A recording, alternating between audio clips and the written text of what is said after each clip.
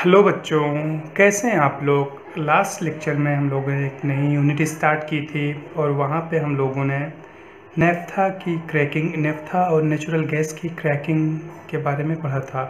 Basically हमने olefins के production के बारे में पढ़ा था कि ओलिफिन को कैसे प्रोड्यूस करते हैं और मेजर ओलिफिन्स कौन कौन सी हैं जो पेट्रोकेमिकल में यूज़ होती हैं, एज ए पेट्रोकेमिकल इंडस्ट्री में यूज़ होती हैं as a raw material to produce chemicals और डेरिवेटिव्स।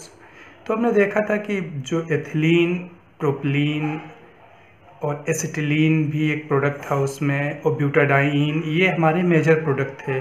तो हमने बेसिकली देख लिया था कि ये हम लोग ओलिफिन्स कैसे प्रोड्यूस करेंगे। तो जो उसमें one of the most important, या कहिए कि सबसे इम्पॉर्टेंट प्रोडक्ट था, वो एथिलीन था।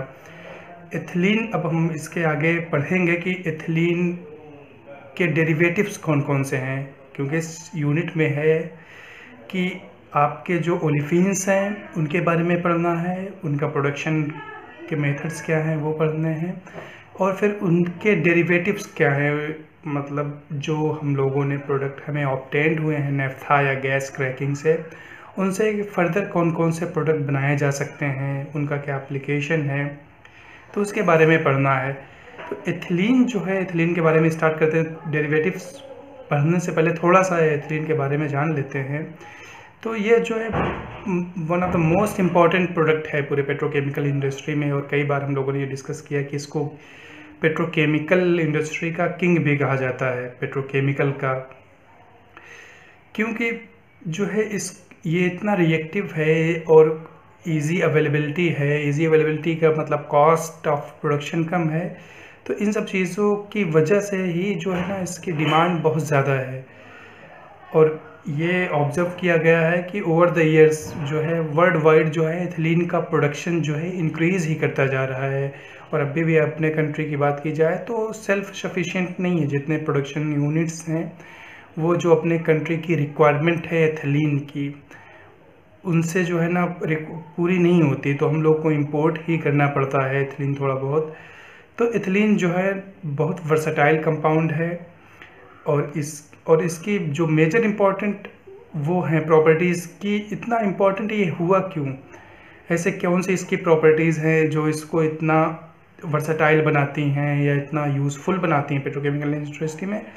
तो सबसे इम्पॉर्टेंट इशू है कि इजी अवेलेबिलिटी है। इजी अवेलेबिलिटी का सेंस है कि हम लोग इसको प्रोड्यूस कैसे करते हैं। बेसिकली नेफ्था क्रैकिंग से प्रोड्यूस करते हैं। हम लोग के यहाँ फ्यूल ऑयल की रिक्वायरमेंट बहुत, हम लोग के यहाँ पेट्रोलियम का कंजम्पशन बहुत ज़्यादा है, तो क्रूड ऑयल इंपोर्ट करते हैं। जब क्रूड ऑयल इंपोर्ट करते हैं फिर उसका डिस्टिलेशन करते हैं, तो इस सीरीज़ ऑफ प्रोडक्ट हमें मिलते हैं बॉइलिंग पॉइंट के हिसाब से फ्रैक्शंस में। तो उसमें नेफ्था भी एक प्रोडक्ट है। तो नेफ्था को बेसिकली हम लोग या तो क्रैकिंग के लिए यूज़ करते हैं या तो फर्टिलाइज़र इंडस्ट्री के लिए यूज़ करते हैं। तो ज़्यादातर नेफ्था की क्रैकिंग से जो है ये ओलिफिन्स हमें बनती हैं। तो एथिलीन्स का ये है कि अवेलेबिलिटी इजी है in comparison to other products जो इसके सब्स्टिट्यूट हैं, और लो कॉस्ट है। कॉस्ट इसकी लो पड़ती है, और प्योरिटी और रिएक्टिविटी अच्छी ओलिफिन्स हैं तो इनकी रिएक्टिविटी ज़्यादा होती है in comparison to the paraffins, ये भी हम जानते हैं। तो 3 4 5 फैक्टर्स हैं, जैसे ये कॉस्ट इसकी लो है, प्योरिटी ज़्यादा है, रिएक्टिविटी इसकी अच्छी है। तो इन सब चीज़ों की वजह से जो है ये one of the most important chemical बन गया है petrochemical, one of the most important feed stock बन गया है पेट्रोकेमिकल इंडस्ट्री के लिए। इसके साथ ही साथ इसका स्ट्रक्चर बहुत सिंपल होता है, सिर्फ 2 कार्बन्स होते हैं, तो सिंपल स्ट्रक्चर होता है। और जैसे पहले एसिटिलीन यूज़ होता था केमिकल्स के मैन्युफैक्चरिंग के लिए, लेकिन एथिलीन के प्रोडक्शन की वजह से, एथिलीन की कॉस्ट की वजह से एथिलीन ने रिप्लेस कर दिया एसिटिलीन को। और इम्पोर्टेंट चीज़ है कि ये जो है ना बाई प्रोडक्ट्स कम फॉर्म होते हैं। जब इसकी रिएक्शन हम लोग कराते हैं कोई भी कंपाउंड बनाने के लिए, तो हमारे केमिकल इंजीनियरिंग में एक बड़ा चैलेंज होता है कि जो बाई प्रोडक्ट्स फॉर्म होते हैं उनको एड्रेस करना बहुत बड़ा इशू होता है। बाई प्रोडक्ट फॉर्म होते हैं, उनकी वैल्यू इतनी ज़्यादा नहीं होती है, तो वैल्यू ज़्यादा नहीं है तो हमारा बेसिकली प्रोडक्ट का लॉस ही हो रहा है, एनर्जी हमारी कंज्यूम हो रही है। एक्चुअली बेसिकली हमें इकोनॉमिक लॉस होता है अगर बाई प्रोडक्ट्स ज़्यादा फॉर्म हो रहे हैं और बाई प्रोडक्ट्स बहुत ज़्यादा यूज़ के नहीं हैं। तो लो मॉलिक्यूल, ये इसका स्ट्रक्चर सिंपल होने की वजह से और लेस नंबर ऑफ कार्बन होने की वजह से जो बाई प्रोडक्ट फॉर्मेशन के चांसेस रिलेटिवली बहुत कम हो जाते हैं in comparison to other products जो हैं। तो ये सब कंबाइंड रीजंस हैं कि सिंपल स्ट्रक्चर है, हाई रिएक्टिविटी है, इनएक्सपेंसिव है मतलब लो कॉस्ट है, और ये जो इजीली प्रोड्यूस किया जा सकता है स्टीम क्रैकिंग से, और लेस बाई प्रोडक्ट्स जनरेट होते हैं। तो ये 4-5 मेजर रीजन हैं जिसकी वजह से एथिलीन जो है इतना ज़्यादा यूज़फुल है। और जो प्रोडक्ट फॉर्म होते हैं वो एक और इम्पॉर्टेंट फैक्टर्स हैं कि जो प्रोडक्ट का फॉर्मेशन होता है इनसे वो बहुत ज़्यादा यूज़फुल हैं, तो इसलिए ये और ज़्यादा यूज़ किया जाता है। तो एथिलीन का अगर हम कंजम्पशन देखें तो सबसे ज़्यादा यूज़ जो होती है एथिलीन वो होती है पॉलीथिलीन बनाने के लिए, और उसके बाद फिर पॉलीथिलीन के बाद यूज़ होती है ये आपका पीवीसी बनाने के लिए, पॉलीविनाइल क्लोराइड। तो जस्ट एक चार्ट है, इसको हम लोग ब्रीफली देख लेते हैं कि इसका कंजम्पशन का पैटर्न क्या है। तो अगर देखेंगे तो 24% हाई डेंसिटी पॉलीथिलीन है, 14% लो डेंसिटी पॉलीथिलीन है, और 11% जो है लीनियर लो डेंसिटी पॉलीथिलीन। सब पॉलीथिलीन की कैटेगरीज हैं required depending upon the strength of polythene और उनकी जो रिक्वायरमेंट है एप्लीकेशन के हिसाब से इनको कैटेगराइज किया गया है। तो देखेंगे मोर देन 50% जो रिक्वायरमेंट है एथिलीन की वो जाती है कहाँ पे, पॉलीएथिलीन बनाने में जाती है। फिर उसके बाद जो मेजर जो कंपोजिशन बचा, जो मेजर फ्रैक्शन यूज़ होता है वो कहाँ पे, पॉलीविनाइल क्लोराइड पीवीसी बनाने में, पीवीसी की पाइप्स हमने देखी हैं वो यूज़ होता है। उसके बाद एथिलीन ग्लाइकॉल, ये एथिलीन ऑक्साइड हम लोग बनाते हैं, एक डेरिवेटिव है एथिलीन ऑक्साइड उसका, और वो फर्दर यूज़ होता है एथिलीन ग्लाइकॉल बनाने में। स्टाइरीन भी बनाने में यूज़ होता है। तो ये इसका मेजर सबसे बड़ा जो एप्लीकेशन है वो कहाँ, पॉलीथिलीन बनाने में होता है। वो पॉलीथिलीन कहाँ पे यूज़ होती है, वो फिल्म्स में होती है, मोल्डिंग्स में होती है, पाइप्स में भी कुछ यूज़ होती है, केबल्स कवरिंग, मतलब ये लार्ज ऑफ एप्लीकेशन है पॉलीथिलीन का।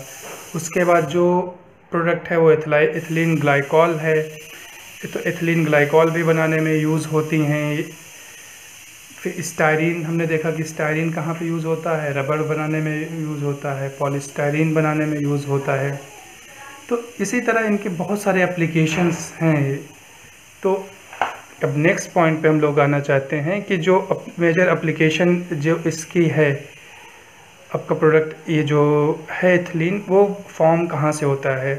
तो जो ज़्यादा कंपोजिशन है, मोर देन 95% जो रिक्वायरमेंट है एथिलीन की वो कवर होती है गैस क्रैकिंग से या तो नेफ्था क्रैकिंग से। आप जो है नेफ्था क्रैकिंग कर लें या नेचुरल गैस।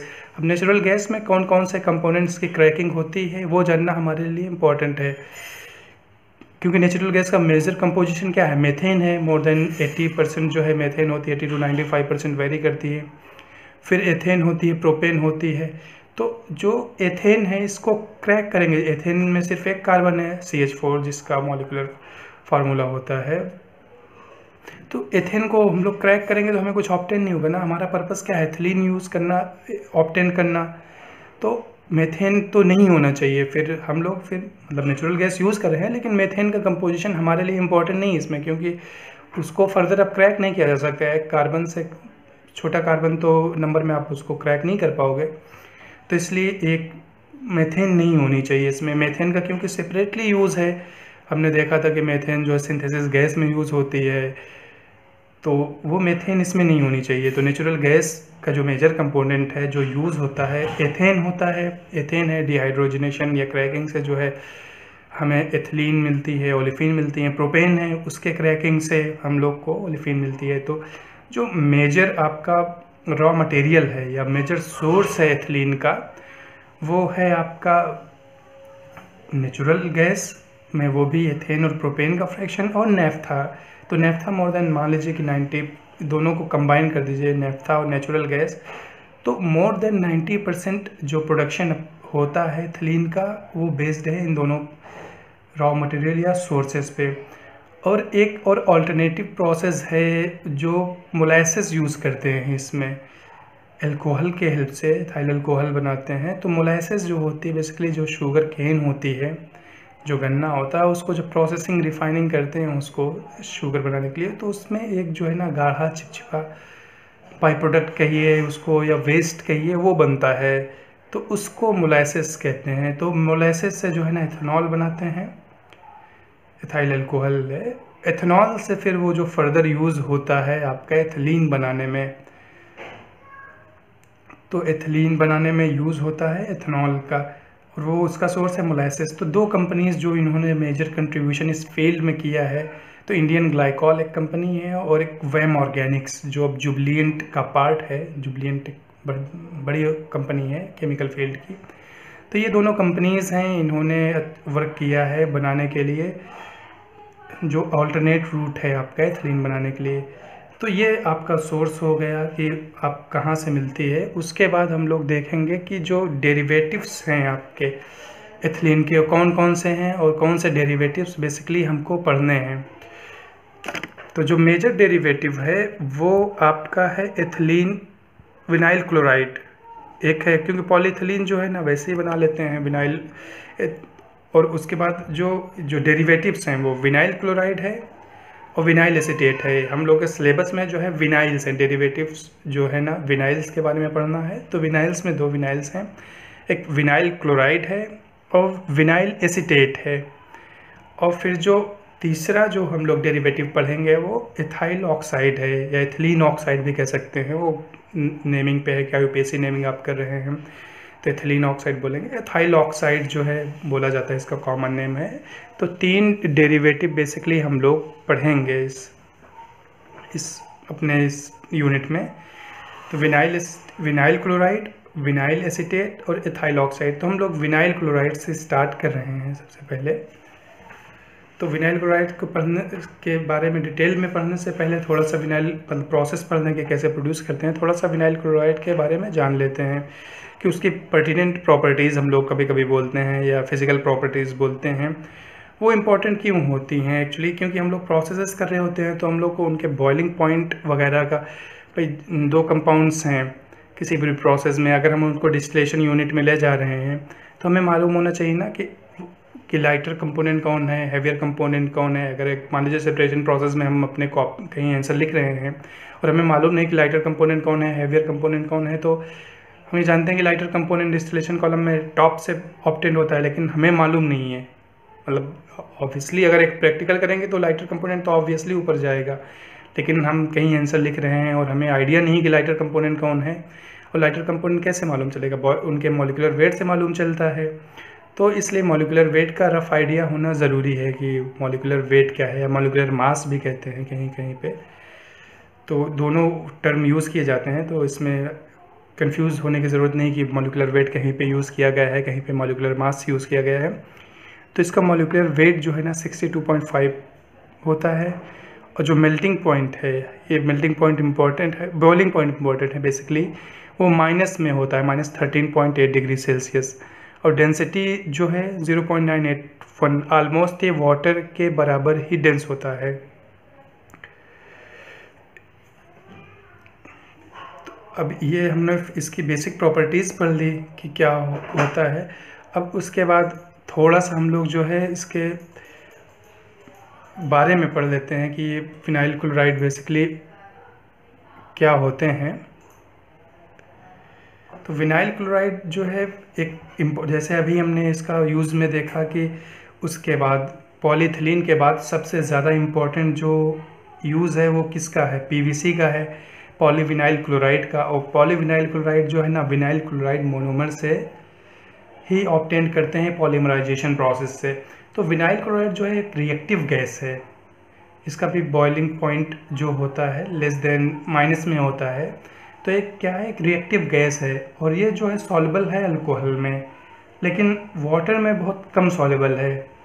तो ये विनाइल मोनोमर जो बनता है ये पेट्रोकेमिकल, ये पॉलीमर इंडस्ट्री का बेसिकली पेट्रोकेमिकल विनाइल है। विनाइल क्लोराइड ये आपका पेट्रोकेमिकल है, लेकिन जब पॉलीमराइजेशन करते हैं इसका, तो पॉलीमर इंडस्ट्री में इसका इम्पोर्टेंस बहुत ज़्यादा है, क्योंकि अच्छा खासा कंट्रीब्यूशन हमने देखा था कि 15% के आसपास जो एथिलीन का कंजम्पशन है वो विनाइल मोनोमर के लिए होता है विनाइल क्लोराइड के, और वो फर्दर यूज़ होती है तो पॉलीविनाइल क्लोराइड बनाने के लिए, और पीवीसी फिर पाइप्स उससे बनाते हैं। तो इसका मेजर इम्पोर्टेंस हमने देख लिया कि क्या है। तो सबसे ज़्यादा यूज़ होता है ये पीवीसी के लिए, फॉर्मेशन के लिए। और जो दूसरा इम्पोर्टेंट जो इसका यूज़ है वो होता है विनाइलिडीन जो क्लोराइड के लिए, फॉर्मेशन के लिए। तो सबसे ज़्यादा कंजम्पशन होता है, मोर देन 90% इसका पीवीसी के लिए। और दूसरा इम्पोर्टेंट जो है ना विनाइलिडीन क्लोराइड के फॉर्मेशन के लिए होता है। अब ये बेसिक सा या ब्रीफ था कि इसकी प्रॉपर्टीज़ कैसी होती हैं। बेसिकली रिएक्टिव गैस है, सॉल्युबल होती है अल्कोहल में और वाटर में बहुत कम सॉल्युबल होती है, स्लाइटली सॉल्युबल होती है। और इसका इम्पॉर्टेंट एप्लीकेशन क्या है, पीवीसी पॉलीमराइजेशन में, पॉलीविनाइल क्लोराइड पॉलीमर बनाने में होता है। और जो दूसरा इम्पॉर्टेंट है यूज़ है वो विनाइलिडीन क्लोराइड बनाने में होता है।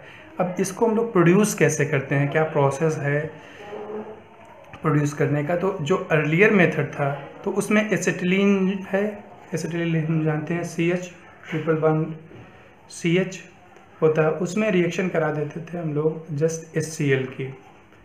तो एक हाइड्रोजन एक कार्बन पे जब क्या अटैच हो जाएगा, एक दूसरा जो है क्लोरीन एक दूसरे कार्बन पे अटैच हो जाएगा, तो क्या हो जाएगा CH2 double bond CHCl।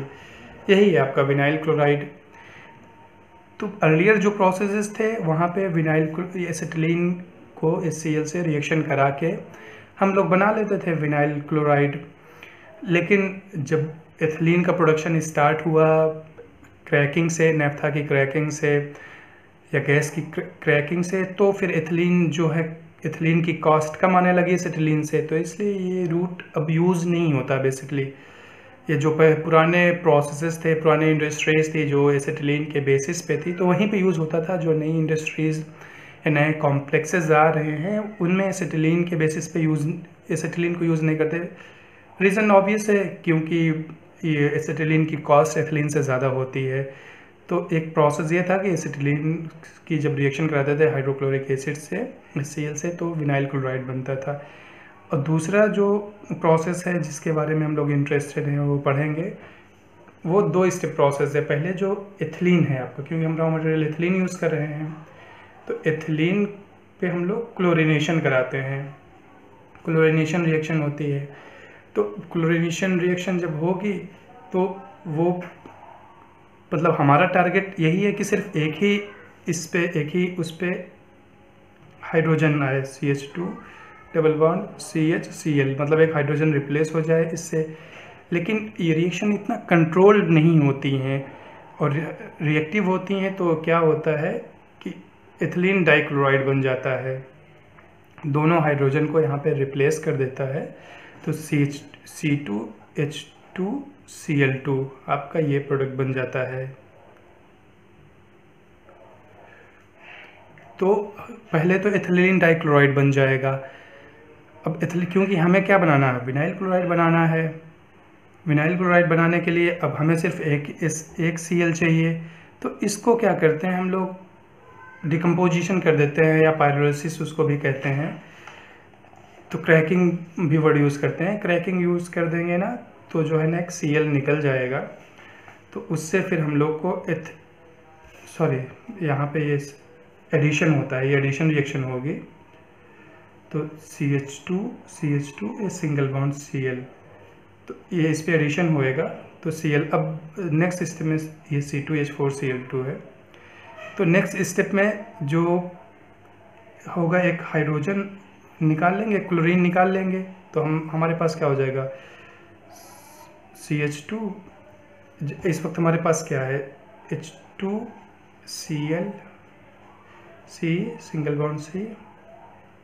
Basically ये 2 हाइड्रोजन इससे लगे हुए हैं, क्लोरीन लगा हुआ है, और यहाँ 2 हाइड्रोजन एक क्लोरीन। तो एक क्लोरीन एक कंपाउंड से, यहाँ से क्लोरीन निकाल लेंगे, यहाँ से हाइड्रोजन निकाल लेंगे, तो अपने पास क्या बच जाएगा आपका H2 सिंगल बॉन्ड C। यहाँ से हमने क्लोरीन निकाला है, यहाँ से हाइड्रोजन डबल बॉन्ड C, और फिर क्या है CHCl। तो यहाँ से हम लोग को विनाइल क्लोराइड मिल जाएगा। तो बेसिकली क्या है, ये जो हम लोग प्रोसेस अब वो करते हैं वो 2 स्टेप प्रोसेस है। पहले क्या करेंगे हम लोग, पहले हम लोग करेंगे क्लोरीनेशन ऑफ एथिलीन, एथिलीन का क्लोरीनेशन करेंगे, वो एडिशन रिएक्शन होगी।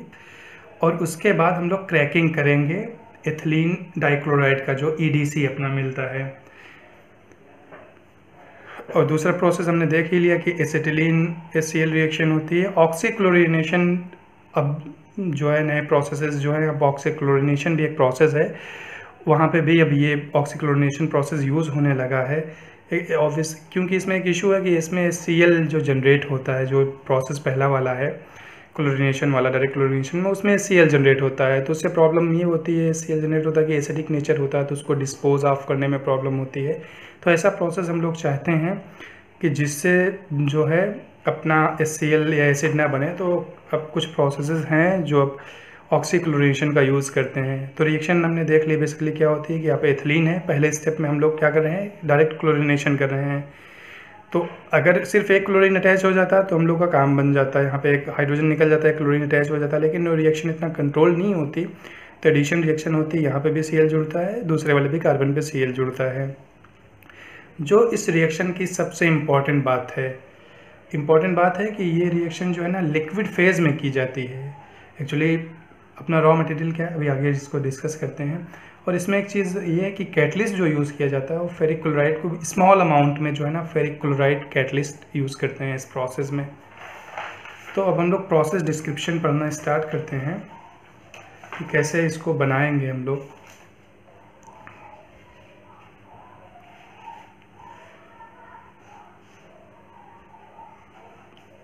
ये अपना प्रोसेस डिस्क्रिप्शन हम लोग स्टार्ट करते हैं।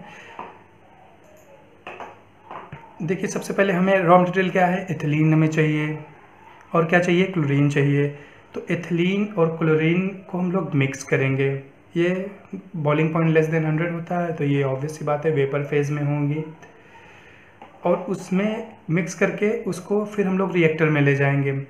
लेकिन थोड़ा सा कैटलिस्ट जो है ना, इसी मिक्सचर में हम लोग कैटलिस्ट को भी मिक्स कर देते हैं, जो फेरिक क्लोराइड कैटलिस्ट यूज़ होता है। तो यहाँ पे तीनों क्या है, ये गैसियस फेज़ में, वेपर फेज़ में गई रिएक्टर में। इस रिएक्टर की सबसे ख़ास बात ये है, इस प्रोसेस की सबसे इम्पोर्टेंट बात है कि ये जो लिक्विड फेज़ में जो है ना रिएक्शन होती है, बेसिकली जो ये क्योंकि ये वेपर्स हैं, तो हम लोग यहाँ जो रिएक्शन का मीडियम रखते हैं वो लिक्विड फेज़ में रखते हैं। वो लिक्विड फेज़ कैसे आएगा, क्योंकि ये रिएक्शन जैसे होती हैं, क्लोरीन की रिएक्शन एथिलीन से होगी तो एथिलीन डाइक्लोराइड बनता है EDC। उसका बॉइलिंग पॉइंट 80 डिग्री सेल्सियस के आसपास होता है, इसीलिए बॉइलिंग पॉइंट्स इंपॉर्टेंट हैं थोड़ा सा हम लोग को नॉलेज के लिए कि 80 डिग्री सेल्सियस के, तो जो नॉर्मल टेम्परेचर पे रिएक्शन हो रही है, मान लीजिए 50 डिग्री सेल्सियस पे, 40 डिग्री सेल्सियस पे, तो वहाँ पे वो एथिलीन डाइक्लोराइड जो बनता है वो हो जाता है आपका लिक्विड फेज़ में। हम लिक्विड फेज़ चाहते क्यों हैं, बेसिकली ये गैसेज हैं, क्लोरीन और एथिलीन गैसेज हैं। अब जब तक ये मिक्स नहीं होंगी वो तब तक रिएक्शन नहीं होगी। अगर क्लोरीन अपने अलग चली जा रही है, एथिलीन अलग चली जा रही है, तो रिएक्शन नहीं होगी। रिएक्शन नहीं होगी तो हमारा प्रोडक्ट नहीं फॉर्म होगा। तो लिक्विड जो होता है, अब लिक्विड से पास होएंगी तो टर्बुलेंस उनके लिए रास्ते में रुकावट आएगी, तो फिर उनको रिएक्शन टाइम ज़्यादा मिल जाएगा। अगर कुछ नहीं है इस पूरे इसमें रिएक्टर में, हमने मान लीजिए कोई कैटलिस्ट नहीं बेड नहीं यूज़ कर रहे हैं, तो जैसे आए गैसेस तेज़ी से निकल जाएंगी, तो कांटेक्ट हो नहीं पाएगा। जब कांटेक्ट नहीं होगा तो रिएक्शंस नहीं होंगी। तो इसमें जो है इसलिए लिक्विड फेज़ यूज़ करते हैं। अप्रॉक्सीमेटली 50 डिग्री सेल्सियस पे ये रिएक्शंस होती हैं, क्योंकि इसका बॉइलिंग पॉइंट आपका EDC का 80 है, तो लिक्विड फेज़ में रिएक्शन कराना है तो टेम्परेचर उससे कम ही रखना पड़ेगा। तो 50 डिग्री सेल्सियस के आसपास रिएक्शन होती है। जो प्रेशर होता है 1.5 एटमॉस्फेरिक प्रेशर के आसपास, 1.5 से 2 एटमॉस्फेरिक प्रेशर होता है। तो लिक्विड जो आपकी गैसेस आ रही हैं, लिक्विड है तो लिक्विड के थ्रू पास होती हैं, तो रिएक्शंस के लिए टाइम ज़्यादा मिल जाता है, और ऊपर से उनका रेजिस्टेंस ज़्यादा होता है, तो कॉन्टैक्ट्स के ज़्यादा चांसेस होते हैं कि रिएक्शंस जो है ना रिएक्टेंट आपस में कॉन्टैक्ट करेंगे तो प्रोडक्ट का फॉर्मेशन ज़्यादा होगा। तो इसलिए हम लोग लिक्विड फेज़ यहाँ पे यूज़ करते हैं, और ये सबसे इम्पॉर्टेंट पॉइंट है इस पूरे प्रोसेस का। तो इस बात का हमेशा ध्यान रखना है कि जो फेज़ होता है लिक्विड होता है। वो कन्फ्यूज़न होगा कि ये तो यार गैसेज आ रही हैं, क्लोरीन भी गैस है, एथिलीन गैस है, तो लिक्विड कहाँ से आ गया है। बेसिकली जो रिएक्ट करती हैं ये लोग, तो जो एथिलीन डाइक्लोराइड बनता है, उसका बॉइलिंग पॉइंट 80 डिग्री सेल्सियस के आसपास है, तो वो लिक्विड में कन्वर्ट हो जाता है। रिएक्शन 50 डिग्री सेल्सियस पे हो रही है और ऊपर से प्रेशर भी है 2 एटमॉस्फेरिक प्रेशर के आसपास, 1.5 से 2 एटमॉस्फेरिक प्रेशर हम लोग रख रहे हैं, तो वो लिक्विड में कन्वर्ट हो जाएगी। अब यहाँ पे रिएक्शन होगी, आपका रिएक्टेंट कन्वर्ट होगा प्रोडक्ट में। अब ऐसा होता है रिएक्शन में तो 100% कन्वर्जन होता नहीं है, तो कुछ प्रोडक्ट में फॉर्म होता है, मान लीजिए 80% कन्वर्जन हो रहा है, 50% कन्वर्जन हो रहा है, तो जो आपका रॉ मटेरियल आ रहा है वो फॉर्म हो जाएगा आपका प्रोडक्ट में, और कुछ जो रिएक्शन कुछ बचेंगी वो जो है रॉ मटेरियल रह जाएंगे, और कुछ साइड प्रोडक्ट्स जैसे HCl बन रहा है। तो अब इसको जो है ना, जो वेपर्स हैं बेसिकली, अब ऐसा नहीं है कि जो एथिलीन डाइक्लोराइड है पूरा लिक्विड में हो जाता है, वो वेपर फॉर्म में भी रहता है। तो वेपर फॉर्म में रहता है, एक्चुअली हम लोग जो है ना इसको कूल करना पड़ता है।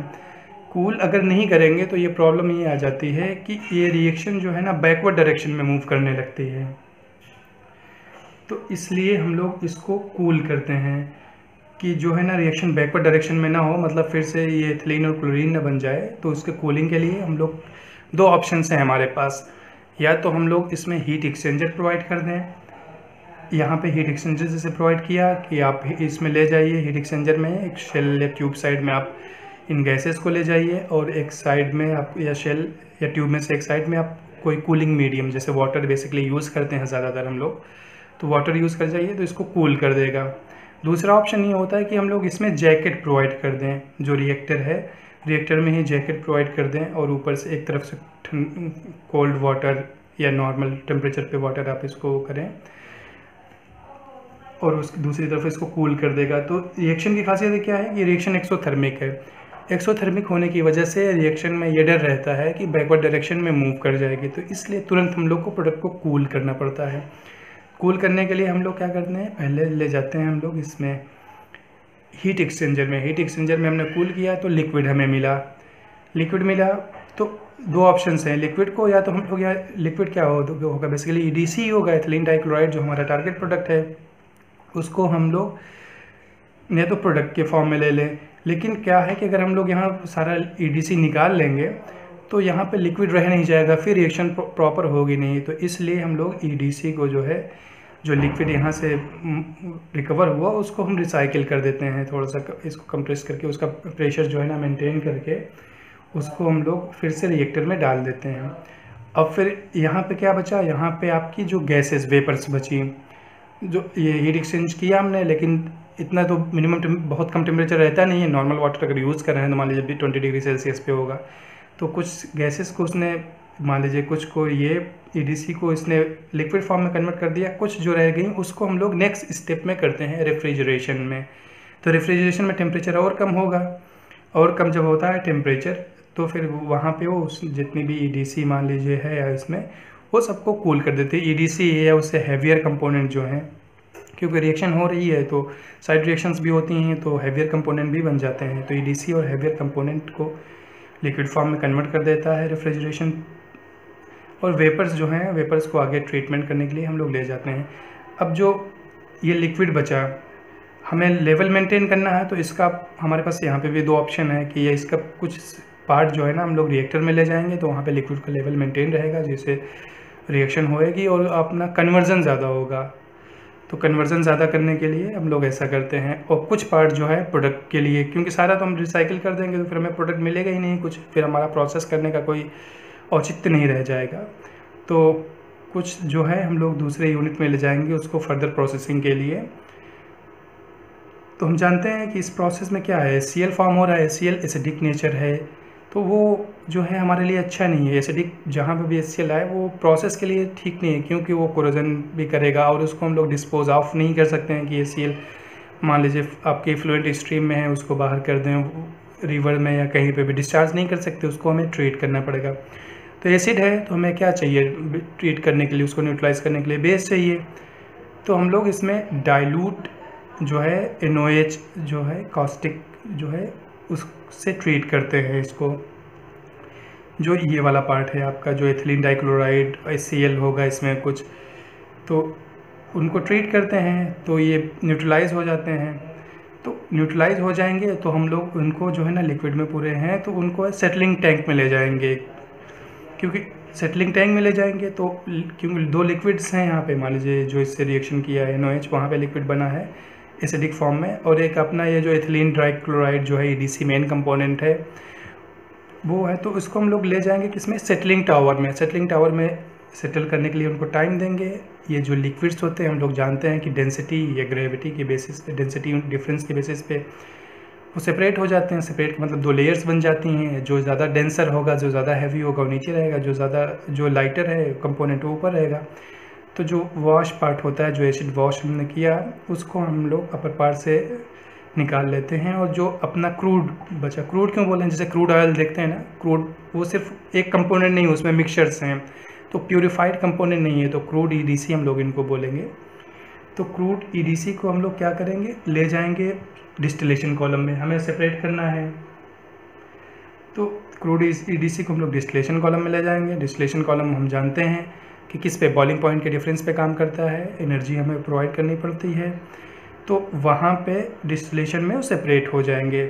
तो यहाँ पे EDC जो अपना लाइटर कंपोनेंट है एथिलीन डाइक्लोराइड, वो सेपरेट हो जाता है, और जो हैवियर कंपोनेंट हैं उनको हम लोग नीचे से निकाल लेते हैं। तो यहाँ से हम लोग को EDC मिल गया, क्योंकि हमें एथिलीन से विनाइल क्लोराइड बनाना था, डायरेक्ट हम लोग नहीं बना सकते थे, पहले EDC बनाना पड़ता है। तो EDC हम लोग को मिल गया यहाँ से।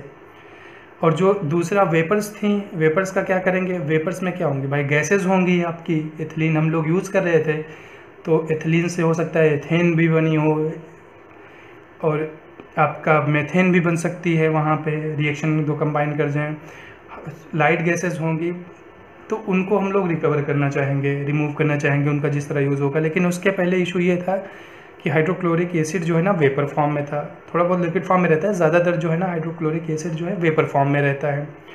तो उसको फिर हम लोग को वही करना पड़ेगा कि एसिड वॉश करना पड़ेगा, बहरहाल जो एसिड है उनको न्यूट्रलाइज करना पड़ेगा। तो उसको हम लोग कहाँ ले जाएंगे, वॉश टावर में ले जाएंगे, या HCl स्क्रबर में ले जाते हैं। बेसिकली जो वेपर्स होती हैं तो उनको स्क्रबिंग करते हैं। तो वहाँ पे हम लोग NaOH डाल रहे हैं लिक्विड फॉर्म में। आपका डाइल्यूट जो है ये NaOH है, सोडियम हाइड्रोक्साइड, और यहाँ वेपर्स हैं, तो वो उसको जो है ना एब्जॉर्ब कर लेता है। NaOH जो है ना HCl जो आपके गैसेस हैं वेपर्स फॉर्म में, उसको एब्जॉर्ब कर लेंगे। तो एब्जॉर्ब कर लेंगे तो इसको हम लोग बाहर वॉश के फॉर्म में निकाल लेंगे, लिक्विड फॉर्म में। और जो बाकी गैसेस होंगी, ऑफ गैसेस में जो होंगी, क्या होगी, मेथेन होगी, एथेन होगी, प्रोपेन होगी या एथिलीन होगी, तो उनको हम लोग रिकवर कर लेते हैं। उनका जो रेस्पेक्टिव यूज़ है वहाँ पे उनको भेज देंगे। बाकी यहाँ से हम लोग एसिड हम लोग को वहाँ से प्रोसेस से रिमूव करना था, तो इसलिए हमने यहाँ से एसिड रिमूव कर लिया। तो ये प्रोसेस हमारा पूरा हो गया। इस प्रोसेस में हमने क्या कर दिया कि एथिलीन डाइक्लोराइड हमने फॉर्म कर ली। तो प्रोसेस क्या था, सिंपल था। जो सबसे इम्पॉर्टेंट प्रोसेस इसमें ये था, जो इम्पॉर्टेंट एस्पेक्ट है इसका, कि जो रिएक्शंस होती है वो लिक्विड फेज में होती है। गैसेस अपने रिएक्टेंट गैसेस हैं, लेकिन जो रिएक्शन का मीडियम है वो लिक्विड रखते हैं हम लोग। तो क्या हुआ था, रॉ मटेरियल अपने एथिलीन और क्लोरीन आई, उन्होंने रिएक्टर्स हमने कैटलिस्ट से मिक्स करके रिएक्टर में ले गए। 50 डिग्री सेल्सियस के आसपास ये टेम्परेचर रहता है यहाँ पे रिएक्शन का, 2 एटमॉस्फेरिक प्रेशर रहता है। रिएक्शन होगी, रिएक्शन एक्सोथर्मिक होती है। एक्सोथर्मिक होती है इसका मतलब हमें उसको कूल करना पड़ेगा। कूल नहीं करेंगे तो रिएक्शन रिवर्सिबल हो जाएगी। रिवर्सिबल हो जाएगी तो फिर हमारे प्रोडक्ट मिलेगा नहीं, फिर रिएक्टेंट में कन्वर्ट हो जाएंगे। तो सबसे पहले हम लोग एक स्टेप में उनको कूल करते हैं हीट एक्सचेंजर में, वहाँ पे वाटर से कूलिंग करते हैं, और फिर उसके बाद जो अपना लिक्विड फॉर्म हो जाएगा तुरंत, जो वेपर फॉर्म में EDC होंगी, उनको हम लोग यहाँ से रिसर्कुलेट कर लेते हैं। जो रिक्वायर उनका प्रेशर है वो देके, तो एक लूप बन जाती है। तो एक लूप है कि आपका वेपर बनी, फिर हमने कंडेंस किया, फिर लिक्विड, फिर इसमें ट्रांसफ़र कर दिया। फिर उसके बाद क्योंकि वाटर यूज़ कर रहे हैं हम लोग कूलिंग के लिए, तो सारे वाटर जो है ना, सारी वेपर्स जो हैं कंडेंस नहीं हुई, तो अनकंडेंस जो गैसेस हैं उनको हम ले जाते हैं रेफ्रिजरेशन में। रेफ्रिजरेशन जानते हैं क्या है, यूनिट ऐसा यूनिट है जो और लोअर टेम्परेचर पे काम करता है। तो जितनी भी वेपर्स होंगी, सारी वेपर्स नहीं, जो EDC की वेपर्स हैं उनको जो है ना वो कूल कर देगा। अब इस यहाँ पे क्वेश्चन हो सकता है कि सर 2 स्टेज में क्यों कर रहे हैं हम लोग कूलिंग, यहाँ पे कर रहे हैं कूलिंग यहाँ पे एक ही हम रेफ्रिजरेशन यूनिट लगा दें तो क्या इशू है, कोई प्रॉब्लम आएगी? तो प्रॉब्लम नहीं है, हम लोग ये जो प्रोसेस है 2 स्टेप में जो कर रहे हैं वो एक स्टेप में भी कर सकते हैं, लेकिन हम जानते हैं कि ज़्यादा अब यहाँ पे रेफ्रिजरेशन हमें ज़्यादा प्रोवाइड करना पड़ेगा, क्योंकि लोड यहाँ पे ज़्यादा हो जाएगा और वाइडर रेंज है बॉइलिंग पॉइंट्स की। तो कॉस्ट हमारी मतलब इन दोनों सिस्टम को जब हम लोग यूज़ करते हैं उसके कंपैरिजन में सिर्फ जब एक ही रेफ्रिजरेशन यूनिट यूज़ करेंगे तो कॉस्ट हमारी इंक्रीज़ हो जाएगी। तो हम लोग मेजर कंसर्न क्या रहता है, कॉस्ट और प्योरिटी ऑफ प्रोडक्ट। तो प्योरिटी ऑफ प्रोडक्ट 2 जब यूनिट यूज़ कर रहे हैं तो हमें प्योरिटी ऑफ प्रोडक्ट पे कोई इम्पैक्ट नहीं आ रहा है और कॉस्ट हमारी कम हो जा रही है, इसलिए हम लोग 2 स्टेज में करते हैं। यहाँ पर रेफ्रिजरेशन कर दिया तो जो लिक्विड्स ऑब्टेंड हो गए या तो उन्हें हम प्रोडक्ट के लिए रिकवर करने के लिए ले जाएंगे या तो हम रिसाइकिल कर देंगे इसमें रिएक्टर में लिक्विड का लेवल मेंटेन करने के लिए। बाकी जो वेपर्स होंगे, वेपर्स में अब लाइटर कंपोनेंट्स ही होंगे सब, मेथेन, एथेन, एथिलीन जो है अनरिएक्टेड एथिलीन होगी वहाँ पे। तो वो सब वेपर्स हैं, तो हम लोग पहले एसिड को रिमूव करके न्यूट्रलाइज कर लेते हैं, मतलब डाइल्यूट NaOH से वॉश से जो एसिड के कंपोनेंट रिकवर कर लेते हैं। बाकी जो अपनी गैसेस, लाइट गैसेस हैं यहाँ से रिकवर कर लेंगे, हमें गैसेस मिल जाएंगी। एथिलीन जो है हम फिर से यूज़ कर लेंगे यहाँ पे अपना रिएक्टेंट के जो थोड़ा बहुत जो ट्रीटमेंट होने की ज़रूरत होगी। बाकी जो अपनी लिक्विड मिली थी उसको भी वही दोनों में एसिड हैं तो एसिड से वॉश करेंगे NaOH से। उसके बाद से रिमूव करना है तो पहले लिक्विड हैं डेंसिटी के डिफरेंस पे उनको हम लोग सेटलर टैंक में ले जाके उनको हम लोग अलग कर लेते हैं। भाई एसिड के पार्ट जो अलग कर लिया, EDC या क्रूड EDC जो है, EDC प्योर तो है नहीं, क्रूड है, वहाँ पे और चीज़ों का मिक्सचर है। अब जो EDC आए और उसके करस्पॉन्डिंग जो उससे स्लाइटली हैवियर कंपोनेंट्स आएंगे वो जो है ना बॉइलिंग पॉइंट के डिफरेंस के बेसिस पे सेपरेट होते हैं, क्योंकि मिसिबल्स होते हैं, मिसिबल मिक्सचर है, मिसिबल को तो आप डेंसिटी के डिफरेंस से नहीं सेपरेट कर पाओगे ना, जो मिसिबल सोल्यूशन है। तो उनको फिर हम लोग, हमारी मजबूरी हो जाती है कि डिस्टिलेशन कॉलम में ले जाएंगे, डिस्टिलेशन कॉलम में हीट प्रोवाइड करते हैं। भाई यहाँ रिबॉयलर होता है और यहाँ पे मान लीजिए कि कूलिंग, यहाँ पे हीट एक्सचेंज करते हैं। जब एरो यूपर की तरफ होगी तो वहाँ से मतलब हम लोग हीट रिमूव कर रहे हैं, और जब एरो कभी भी नीचे की तरफ होगी तो इसका मतलब हम लोग हीट प्रोवाइड कर रहे हैं कंडेंसर में। लेकिन यूजुअली जब बॉयलर वगैरह रीबॉयलर यूज़ करते हैं तो हम लोग ये कॉइल्स के फॉर्म में शो करते हैं कि कॉइल्स से मतलब या तो आप इलेक्ट्रिसिटी की हेल्प से यहाँ पे हीट दे रहे हैं या तो आप स्टीम की हेल्प से हीट दे रहे हैं। तो जो रिबॉयलर टाइप का होगा तो वहाँ हम लोग कॉइल शो करेंगे, जहाँ पे हीट हम लोग रिमूव कर रहे हैं, मतलब हम लोग कूल कर रहे हैं प्रोसेस को, वहाँ पे एरो ऊपर की तरफ, वहाँ पे कंडेंसर भी हो सकता है, हीट एक्सचेंजर भी हो सकता है। वो डिपेंड करता है कि हमारी रिक्वायरमेंट कैसी है। तो यहाँ पे ले जाएंगे डिस्टिलेशन कॉलम में, तो वहाँ पे अपना EDC अलग हो जाएगा, हैवी एंड्स अलग हो जाएंगे। हमें EDC चाहिए था, तो आज हम लोगों ने देख लिया कि EDC कैसे ऑब्टेन करते हैं। 2 स्टेप प्रोसेस था। पहला स्टेप था कि EDC कैसे हम लोग ऑब्टेन करते हैं, फिर नेक्स्ट स्टेप जो होगा वो EDC से हम लोग इसका पाइरोलिसिस या क्रैकिंग करके हम लोग कैसे ऑब्टेन करेंगे अपना विनाइल क्लोराइड। तो वो नेक्स्ट लेक्चर में हम लोग देखेंगे कि EDC से विनाइल क्लोराइड कैसे ऑब्टेन करेंगे। Thank you.